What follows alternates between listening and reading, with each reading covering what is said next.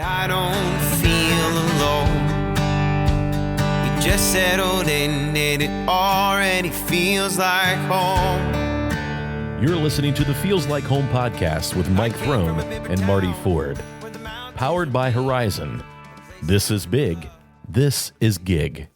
Hey, everybody. It's great to be back on Feels Like Home. We're getting ready to wrap up season 3 here, but today is a super special guest appearance. Sam Quinones, who is the author of the book Dreamland and also of The Least of Us, is our guest today. And we're really excited. Sam is on his way back to Chillicothe later in September. He is going to be the keynote speaker at the 4th annual recovery celebration put on by the Paint Valley Atom Board. Paint Valley got a contribution from Medina Health System and some other sponsorships from the Family Recovery Services and the side of Paint Valley Mental Health Center and the Recovery Council to make this possible. But he's also doing a virtual author visit on Monday, September 12th at 7 p.m.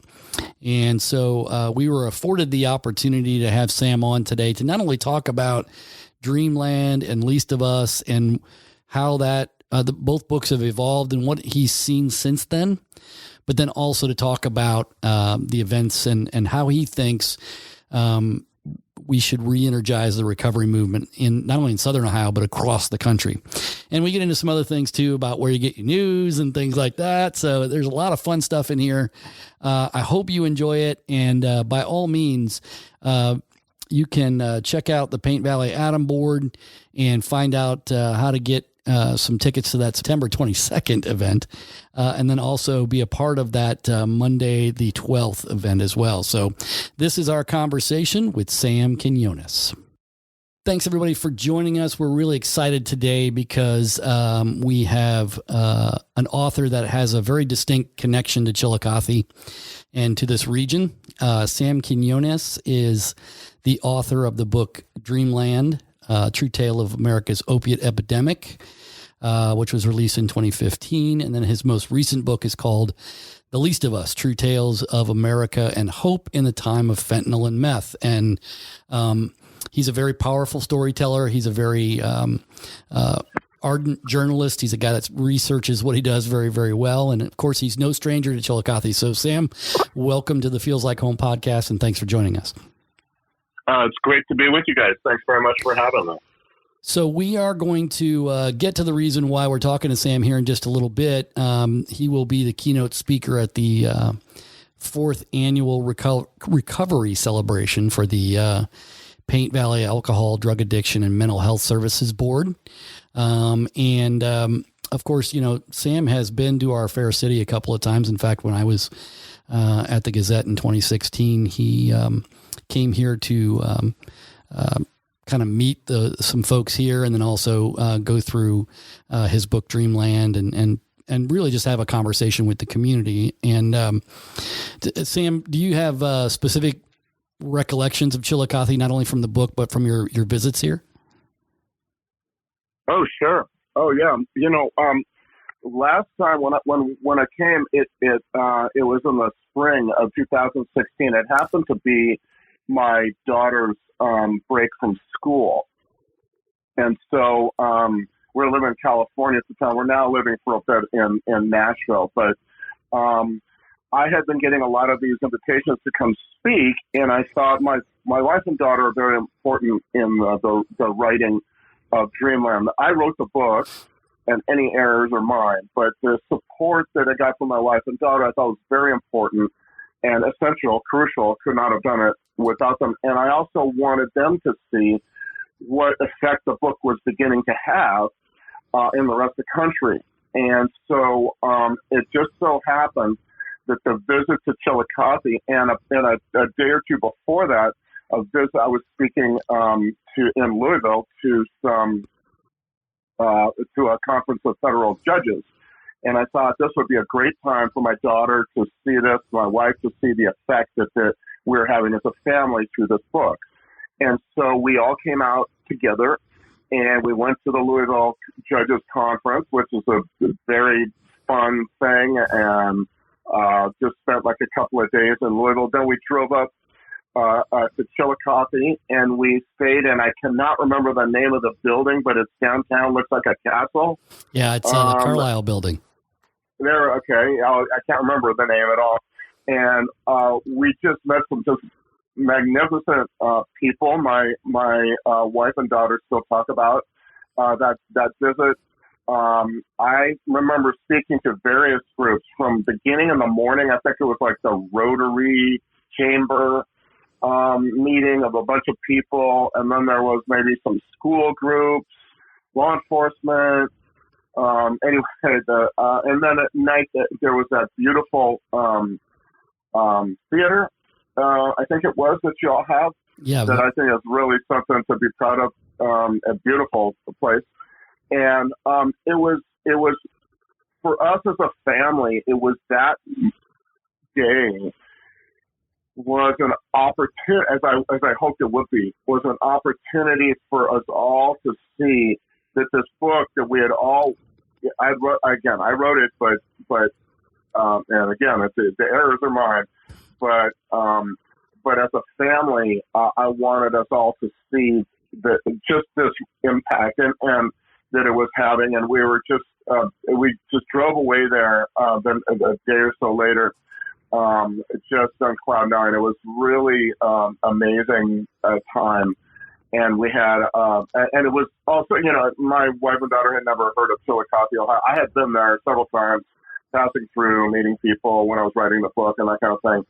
But it was just a wonderful moment as a family to get us a measure of what the book was doing in the country, which was, I would say, something we were not expecting at all. I really expected nobody to read the book. I really expected it to fail miserably because when I was writing it, it was very, very difficult to find people who wanted to talk openly about addiction in their family, So it was a wonderful time for our family. We still talk about it, honestly. Yeah. So let's go back and let's talk about Dreamland at first. I think it really brought readers the picture of how Big Pharma created these addictive substances that helped really spur this epidemic on. But then it also really explores how the drug cartels and Chinese pharma really exploited it. Is that an accurate assessment of that book? I would say the Chinese come later in the second book, but it's a way of, it was a book that attempted to talk about how we got into this very, very damaging, devastating epidemic. And yes, it had to do, I would say it had to do primarily with the methods of marketing that the pharmaceutical companies began to use right about the time they discovered that pain specialists were promoting the idea of enhanced use of opioid painkillers for all manner of pain because they thought that it would eradicate pain in America. That was really the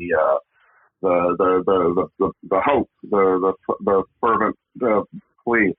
And so you began to see a real shift in how they marketed and with the numbers of people they marketed with as well. I mean, the numbers of pharmaceutical reps just exploded for all manner of things, but for this particularly, for opioids particularly. And then and it hit areas that had gone through some economic, very hard times first.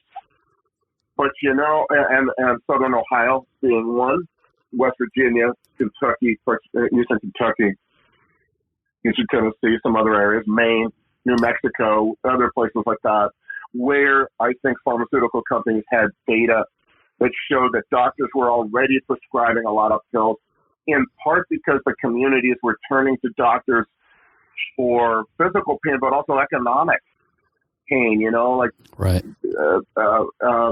Getting workers' comp, getting SSI, getting SSDI going. This would require a doctor in a lot of cases. So that was part of it too. And then the doctors kind of went along, and then the medical establishment began to go along with the idea that we need to eradicate pain, and opioids were the way to do it, because now they were non-addictive. Science now knew that they were non-addictive when used to treat pain for everybody. And this was clearly not supported by any science, and clearly kind of a marketing come-on more than anything else, used by the pharmaceutical companies. So that's really how all this began. It has to do a lot, too, with our own isolation in America, our own destruction of community. I really, really believe that is kind of a central part of this story as well. Jobs going overseas, people leaving their communities, going elsewhere, and there you get a very vulnerable situation in a lot of America as well. And then after that, of course, we have isolation in many forms. It's not just economically devastated areas. It's well-off areas too. They're pretty isolated too, and so pretty soon this problem is spreading there as well.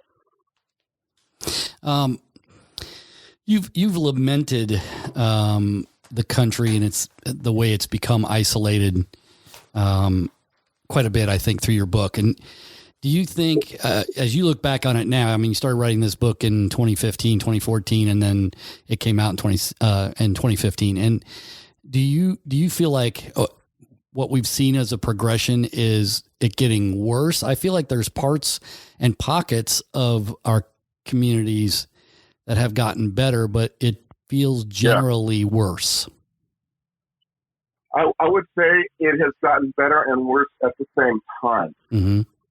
For one thing, on the more negative side, you have seen the drug traffickers who responded to this opioid epidemic by selling heroin, and seeing that if they sold the heroin in the areas where the pills were spreading, and pretty soon that was pretty much across the country, that they would have a brand new market for heroin because of addiction first to these pills. The science was not correct. The claim was not correct that nobody ever got addicted to these things when they were used to treat these pills were used to treat pain. So people were getting addicted, and then they were running out of pills. The doctors would cut them off. They'd lose their insurance. A variety of reasons they'd have to find some substitute, and heroin out of Mexico became that substitute. Along the way, the drug trafficking groups out of Mexico figured out that synthetics would be a better move. That if you made drugs in a lab, you would make so much more profit. It'd be so much less risky. Right. Far smaller supply chain, and they discovered fentanyl along the way, and that changed a whole lot, and for the worse. And we've been seeing that in Ohio since 2013, 14, really. Mm-hmm. In California and other places, I think it'd be more like 2018, 19. But so all of that has led to skyrocketing overdose rates and then overdose deaths rates as well. You got methamphetamine now that is from Mexico, that is just simply another form of making your drug from chemicals. No plants are involved in these drugs, so it's easier to make, and so the supplies are just staggering and unrelenting too. They just never stop coming, seems like. On the other hand, I would say this. That fear that I had when I was writing that book, or that belief that I had that nobody would read the book, proved not to be the case. What I began to see myself, because I lived this, really, it was like day and night. Writing the book, I had a terrible time finding people who want to talk about their family, loved ones' addiction, and what have you.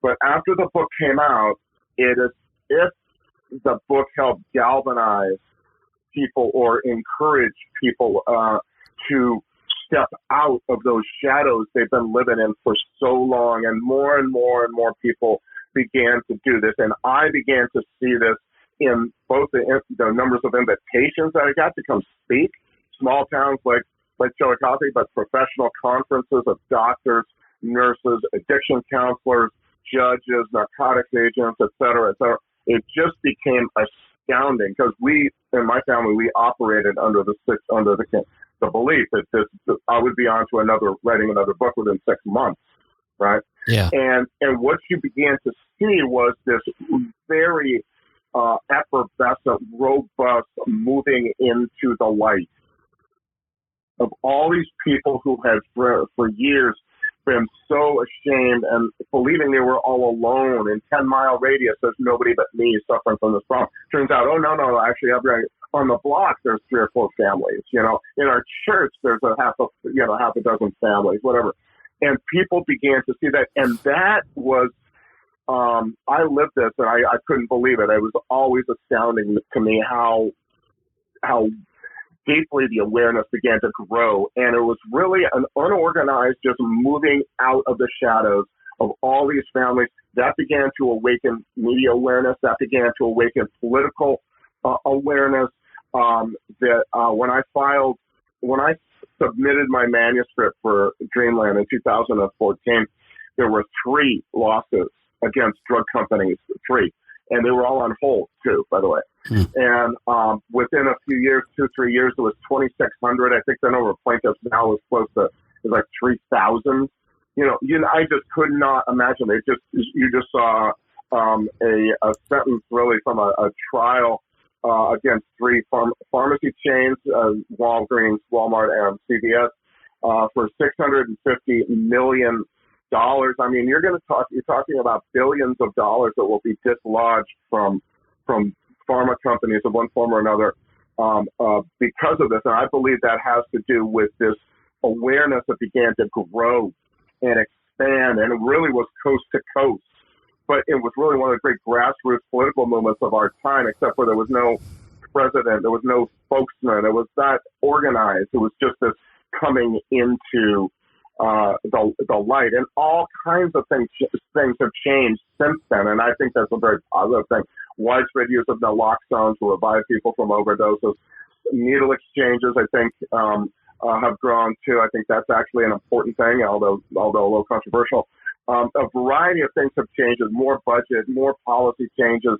All of this, it's just a remarkable thing. And if you look at the book Dreamland, the subtitle to that book is The True Tale of America's Opiate Epidemic. I use the word opiate very consciously because at the time, if you were not in medicine, you would have no clue what an opioid was.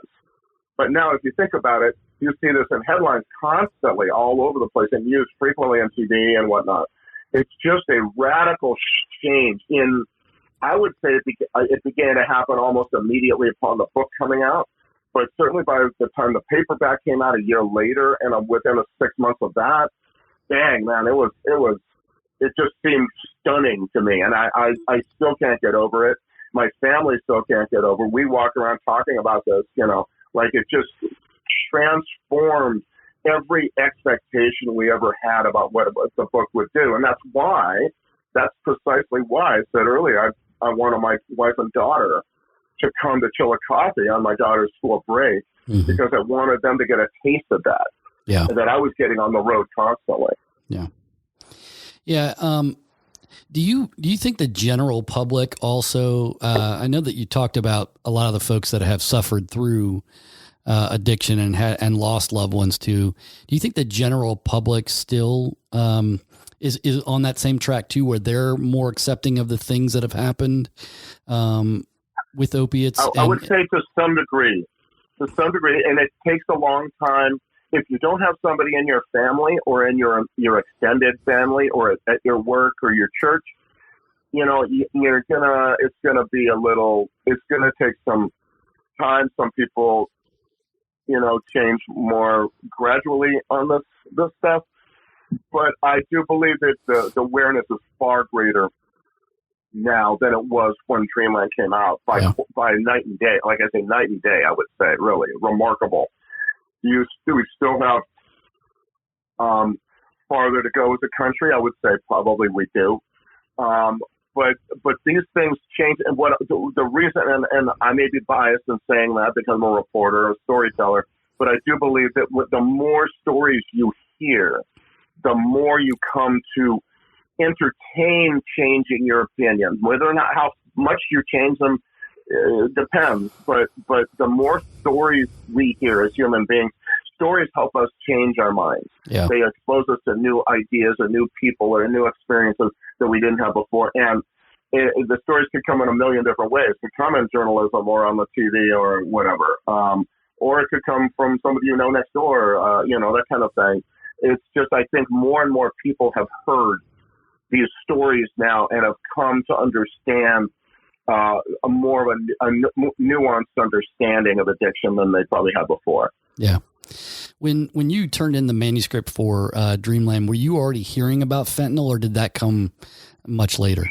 Yeah, I was vaguely hearing about it, and I could tell you that it was the most difficult thing I've ever written in my life was Dreamland, and although the least of us was actually more difficult, but up to that point, and so by the time I was done with Dreamland, I thought, fentanyl was just peeking around the corner, I guess you might say. And I knew that, but I also knew that the book was in its current shape. I couldn't really expand it. And also, my truthfully on this, I was exhausted, mentally exhausted from writing it. And I was like, I will do it later. And I didn't even think I would. I thought, well, if I'm going to do something, it'll be later because I don't have any more brain space to add something like fentanyl to it. And then as time went on and I was traveling a lot and began to see the effect of fentanyl several years later, I began to think, oh my gosh, I've got to do something on this. So, but no, I mean, at the time I didn't really, I knew of it, of course, but didn't know much about it, and certainly not enough to write coherently about it. Yeah. It also occurs to me, and I found this to be true of my own experience. So, at the Gazette, we wrote for years and years and years about the death and destruction and the things that were happening due to opiates. And then we felt, at least, that we reached a point where we were like, we can't just keep writing these same stories about the destruction of our community without trying to do something. Is that kind of where the least of us because I feel, and maybe you can say how you feel about this, but I feel like it's a more hopeful book, least of us, because it gives me some stories that I can kind of latch onto and say, I mean, that might not be the greatest story in the world, but I did relate to it, and I do find some hope in those things. Is that the way you feel about that book too? Yeah. That book really began to grow when Dreamland was finished, and I began to think to myself, what is the central reason for this opioid epidemic, and what do you think? And I really got back to the destruction of community. That's where that's a common denominator: isolation and all that. What tied very wealthy areas and middle class and working class areas all together. What was the common denominator? It was that we had done so much to destroy community, and so I began early on to think about stories that I might write of people in the smallest, least sexy ways showing up every day to help repair community in the smallest ways. And this was also important because I believe that a big part of the opioid epidemic grew from our desire, natural desire perhaps as human beings, to want big, one-size-fits-all solutions, magic bullet solutions to very complicated problems. The opioid epidemic was all about that. It was about finding a way to solve, cure pain, which comes from the central nervous system and our brains and all, with a very complicated thing, with one pill for every human being. Well, I think that those two tendencies, destruction of community and wanting those miracle cures, kind of combined in the opioid epidemic. And what I wanted to do was find stories of people who were not looking for miracle cures, who understood it was the daily work, who were not getting discouraged because they're not in some virtuous, noble way saving the world, and yet are just simply showing up. And also, as a journalist, I took pride in these stories because they were not stories that were there just you could find them on a press release somewhere. You had to look. You had to get down into the grassroots. You had to be out in communities. You could not just sit back and go, well, I think I'll write about this thing that I've seen. No. You had to be there and know people and be around people. And so the book really started that way. When they wanted me to, they came to me again, my publisher, and said, you need to write another book about this problem. I was like, man, I was so exhausted and everything. But I thought to myself, if I'm going to do that, then I want to write about people, again, in the smallest, least sexy ways doing something small. Again, I always want to focus on that because it seemed to me that the small stuff achieved on solid ground is the stuff that leads to real social change and does not lead to any unintended consequences, which we saw in massive scale with the opioid epidemic, And so along the way, I began to realize that the fentanyl story was now taking over. When it comes to the drugs part of it, it was replacing doctors. The Mexican drug underworld was replacing the legitimate medicine as the supply of this new stuff. And then they were making fentanyl and methamphetamine in just unbelievable and relentless quantities, as I said earlier. Yeah. And so that added to the book. But the first impulse for the book was really to say, let's find some of these beautiful stories, and they're ones that I became the heart and soul of the book. And I can tell you too, that they're the stories I'm most proud of because they're not in the headlines all the time. They're not easy to find. It does take, as a journalist, me going out and finding people with these stories and being attuned to finding those kinds of stories. And so the story about Bird, the fellow in Muncie, Indiana, who lives there, we could talk about these stories. I'd love to talk about more of these stories. But to answer your question, that was really the impulse for the book. And then the drugs kind of came second. Yeah. Because they were developing later in the conception of what I was trying to do. Yeah. This is big. Verizon Fiber Internet is ready. Let them get you hooked up and power your Wi-Fi network with the speed and reliability that only a 100% fiber network can do. Verizon is ready to help you do what you do better.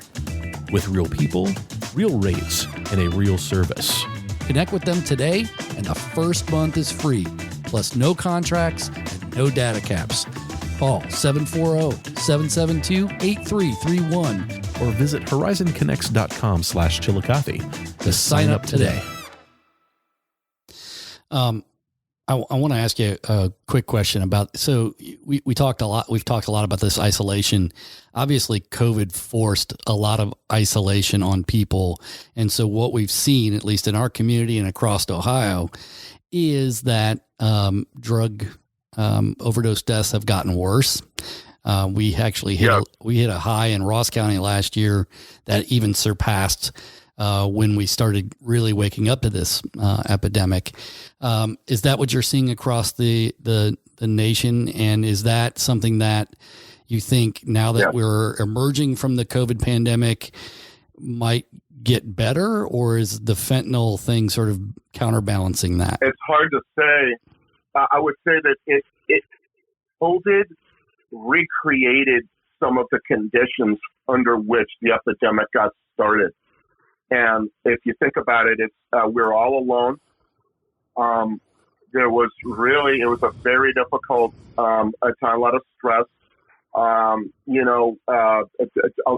Certain kinds of jobs just evaporated.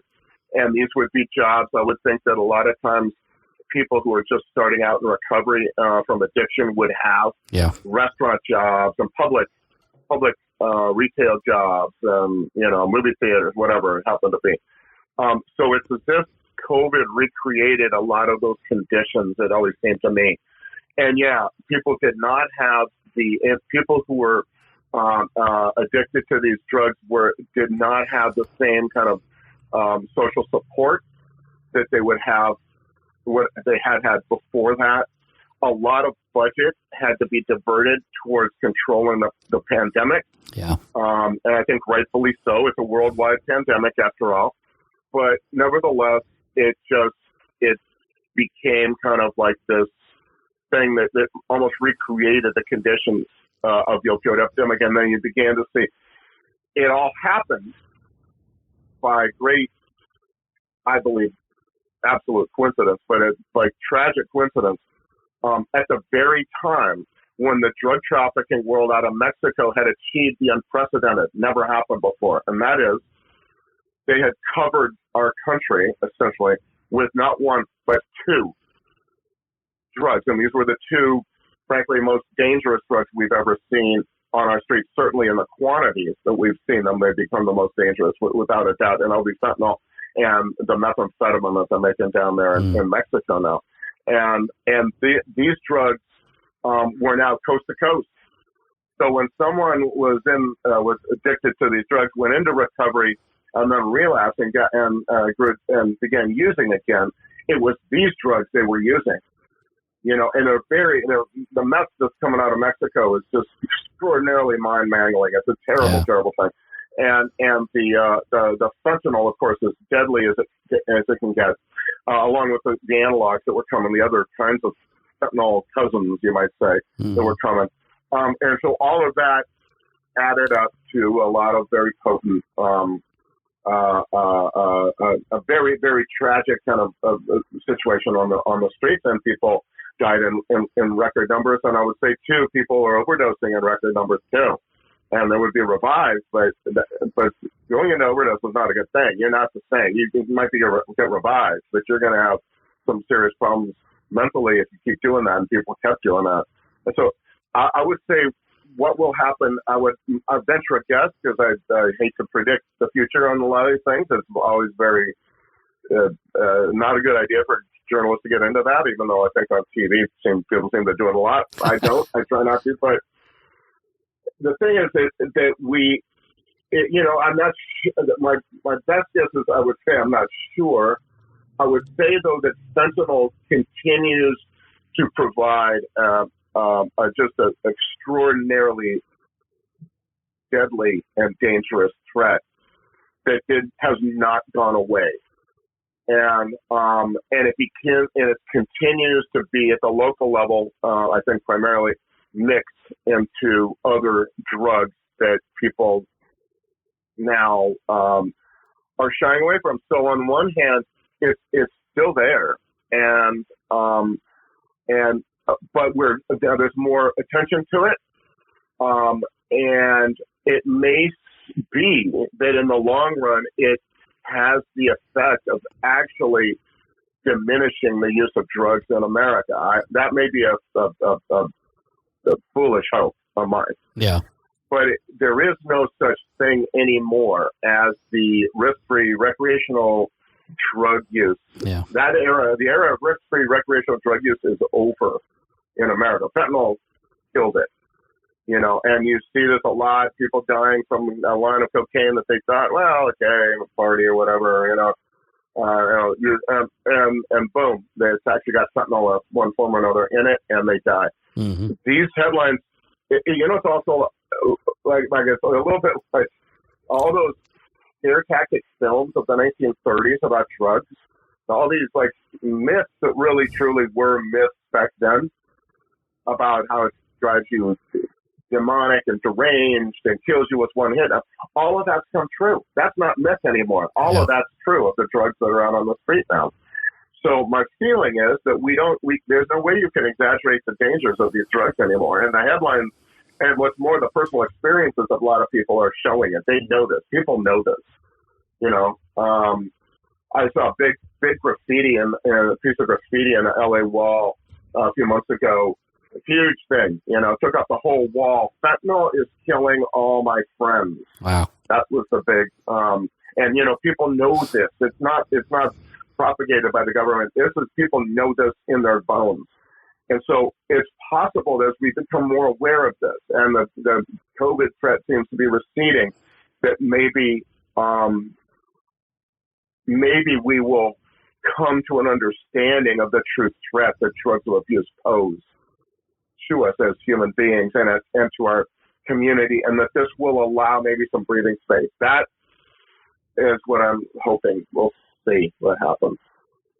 Sam, when you described how the book you felt Dreamland, it shed light on this, and when you talk about it, obviously that's something you're really proud of, that it started, bringing this out in the open and making people take a serious look at it. We've seen, it seems like every day I'm seeing something new on either Netflix or any of the streaming services, where now it seems like, mainstream media is really jumping on to tell these stories. Do you get phone calls and being an authority on this now after your book Dreamland? Yeah, sure. And the Least of Us too, because I would say lately, because of the Least of Us, people want to know all about fentanyl and meth. And so now I know a lot about that stuff because I've done a lot of reporting on it and research into it and so on. And so, yeah, that happens a fair amount. Hold on one second, Mike. Yeah, that happens a fair amount. And I'm a little, how should I put this? I'm a little slightly reluctant to be too much of an expert on this, opposed to too much of an expert on this. I will talk about what I know, certainly. That's what a reporter should do. I'm a little reluctant to get too far afield from what I know, and certainly don't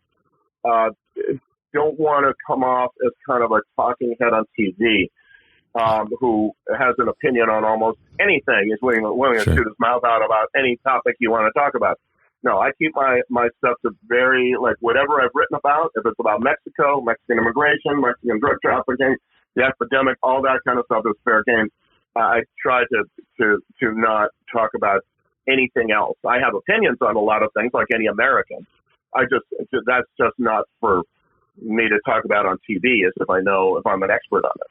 Yeah, I'm sure you're watching some of these things. Do you think they're doing a good job of like telling the truth or showing the real story? I don't think the TV, I'm going to tell you, I do not think the TV format, particularly cable TV news, is anywhere near the proper format for talking about this, because it's very, very complicated and complex. And you only get like 6 minutes plus a commercial plus somebody else is yelling in your ear telling you you're full of it. I just don't. I would tell you this: we stopped having. We shut down cable TV news in our family. We don't have it anymore, and that's on purpose, because I believe that is not news. I'm a news reporter. I'm a journalist. Those are not journalists that you see there. Those are media personalities whose job it is to alarm you or tell you you're a great person, or both, and also tell you that people who believe opposite from you are bad. That's the job. That's their job. And so I believe it's a very, very toxic influence in our country, as toxic as dope. And so I don't have it. I do, when I'm in hotels, I watch it from time to time, cannot bear it usually, and turn it right off. It doesn't matter. CNN, Fox News, I don't care. They're all a bunch of clowns.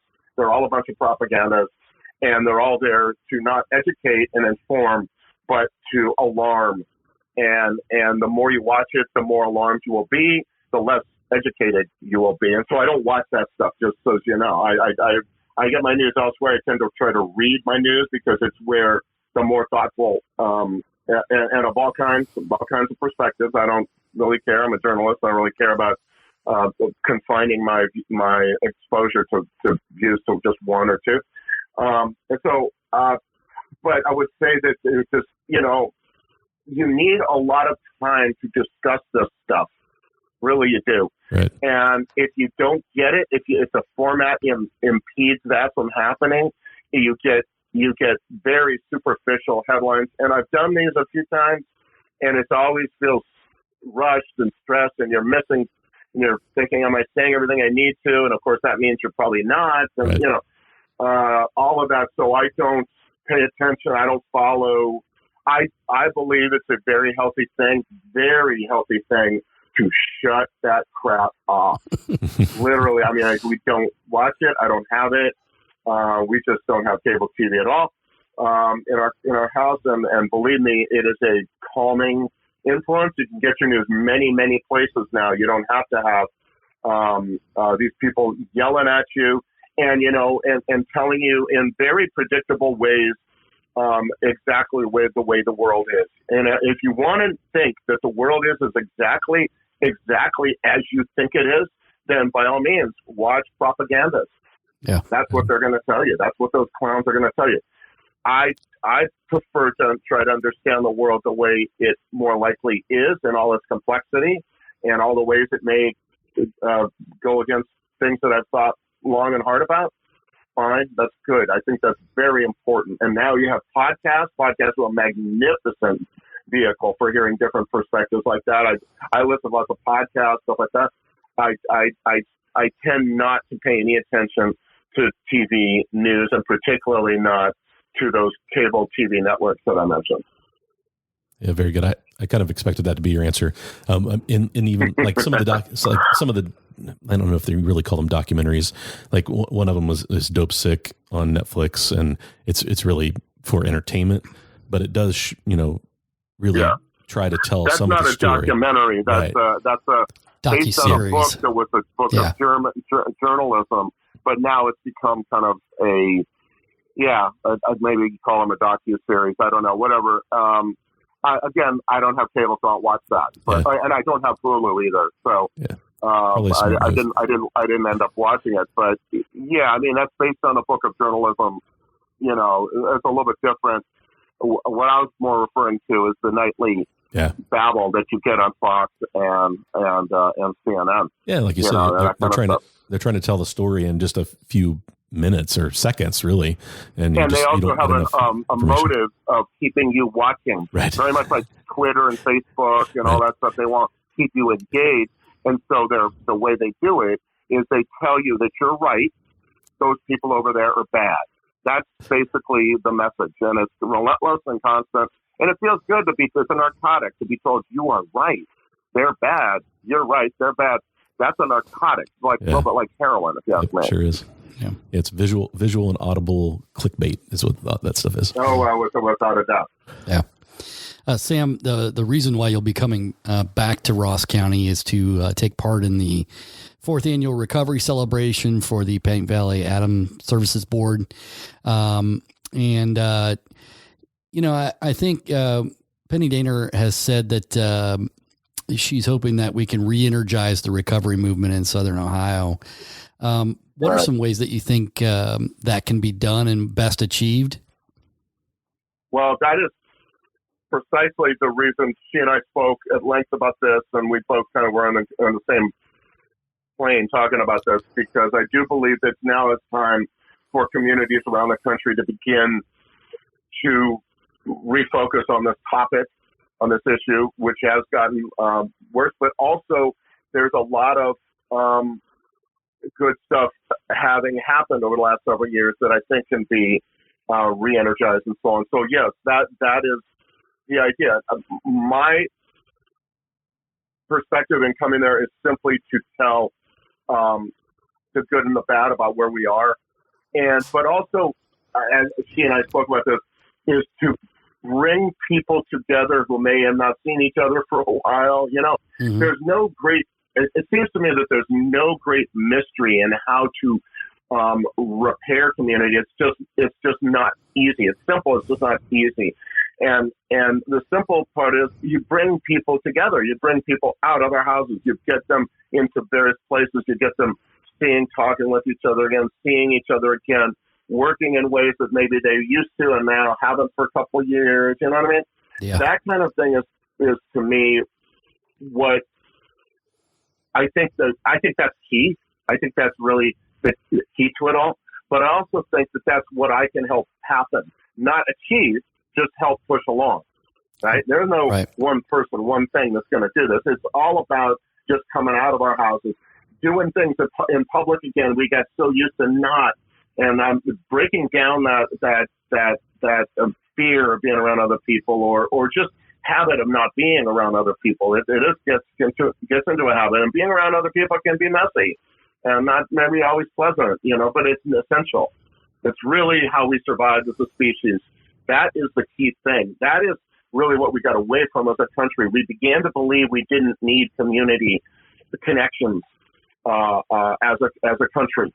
And the truth is, we have evolved to need them. We've always needed them as human beings. Our brains of human beings die quicker in isolation. And that's true now. It was true in the caveman days. They knew it. The guy who decided, I would say this, the guy who decides to go, caveman who decides to go march to the beat of his own drummer and walk off into the wilderness, he's going to get eaten. He dies. You know, we evolved from people who understood. We descended from these folks that understood that the way to stay alive and then prosper, both survival and then prosperity, was dependent on being around other people. And we got away from that in this country in about the last 40 years, seems to me, honestly. And so to me, this is really the point of this, but I'm assuming other things. I'm hoping that this will kind of just begin to energize, I guess that's the right word, the feelings for this topic, and understand that nothing happens without people coming together, and that actually coming together with other people is this very fulfilling thing. We all want it. We all need it. We all know that it's important. It's just so easy to be all alone on our screens in our houses. And sure. So that's really kind of what Penny and I talked a lot about that early on, several months ago, and I think we're both seeing this as the reason for this. Yeah. There are two opportunities, I think, in the next month for folks to connect with you. I think you're doing a virtual author visit with the library. Yeah. I think that's Monday the 12th. And then, of course, the recovery celebration is Thursday, September 22nd at Bell Manor. Right. Right. I'm looking forward to having you come back. Are you going to spend any extra time in town while you're here? I hope so. Yeah, I hope so. I hope to spend the day there and just say hello to folks and see Chillicothe again, honestly. And I'll probably cut down the next day down to Portsmouth, which I haven't been to in a while too. Sure. And just hang out a bit in Southern Ohio. Yeah. I mean, I always enjoyed the area when I was there. Had a good time, met a lot of great people. And so, the virtual author event, that was part of the energizing. I mean, we talked about that. I said, why don't we once you get your libraries organized, see if there can be you read the book, they read the book. I'll do like an hour Zoom Q&A with people who've read the book. And it'll just be like one of these small steps towards maybe getting people talking about this topic again. That's kind of what this is all about. Yeah. Well, Sam, I want to thank you for taking some time today and also being so committed to this topic that you keep sounding the alarm on things that I think people have scratched the surface on in the past, but then you bring some depth to it that helps really illustrate. I think we've learned a lot of lessons in this community about addiction and recovery and the things that have influenced us over the last 10 years. And hopefully we're learning lessons that we can turn into action and just continue to motivate our community in the right direction.